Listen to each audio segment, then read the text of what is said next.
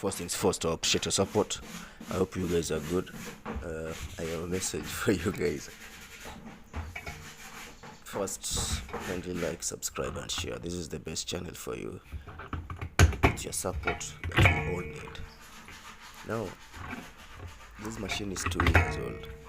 It's an LG, considered to be one of the best machines ever made, the best brands. This is my point. Buying a high-end machine doesn't guarantee that you'll get a good number of years of good service. You'll end up throwing the machine. I just want to clarify this. Getting a good machine doesn't mean you dump it, no service, no maintenance. Look, you see the machine looks new, but the dispensing compartment is messed up. Look at that rust.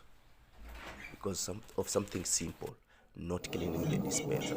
That was machine number one. My team was working on this machine. This is an LED, so good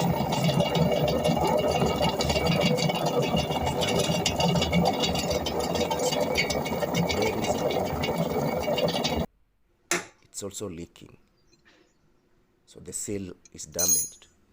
It needs bearing, seal, and maintenance, general cleaning. Unfortunately, the magnetic plate, the rotor, is also affected. That needs replacement. An expensive machine that has been wasted. The drum is also affected.